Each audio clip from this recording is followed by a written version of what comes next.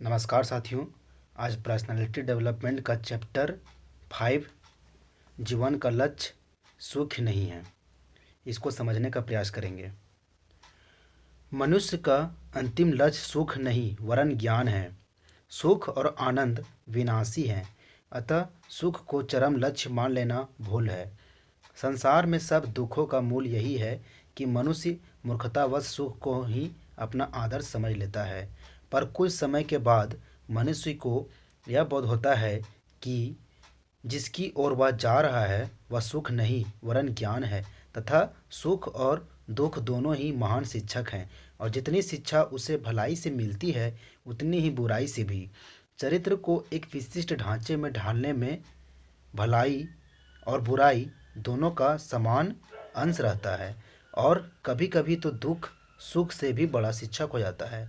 यदि हम संसार के महापुरुषों के चरित्र का अध्ययन करें तो मैं कह सकता हूँ कि अधिकांश दृष्टांतों में हम यही देखेंगे कि सुख की अपेक्षा दुख ने तथा संपत्ति की अपेक्षा दारिद्र्य ने ही उन्हें अधिक शिक्षा दी है, एवं प्रशंसा की अपेक्षा आघातों ने ही उनके अंतस्थ अग्नि को अधिक प्रस्फुरित किया है। इंद्रिय सुख मानव जीवन का लक्ष्य नहीं है, ज्ञान ही जीव मात्र का लक्ष्य है। हम देखते हैं कि एक पशु जितना आनंद अपने इंद्रियों के माध्यम से पाता है, उससे अधिक आनंद मनुष्य अपनी बुद्धि के माध्यम से अनुभव करता है। साथ ही हम यह भी देखते हैं कि मनुष्य आध्यात्मिक प्रकृति का बौद्धिक प्रकृति से भी अधिक आनंद प्राप्त करते हैं। इसीलिए मनुष्य का परम ज्ञान आध्यात्मिक ज्ञान ही माना जाता है। इस ज्ञान के होते ही परम आनंद की प्राप्ति होती है। संसार की सारी चीज़ें मिथ्या छाया मात्र है, वे परम ज्ञान और आनंद की तृतीय या चतुर्थ स्तर की अभिव्यक्तियां हैं। केवल मूर्ख ही इंद्रियों के पीछे दौड़ते हैं।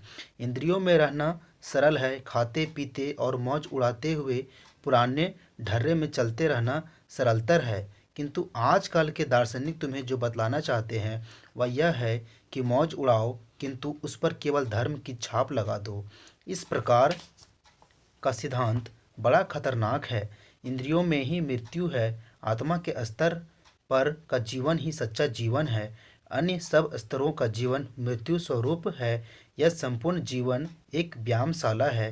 यदि हम सच्चे जीवन का आनंद लेना चाहते हैं तो हमें इस जीवन के पार जाना होगा। धन्यवाद। जय हिंद।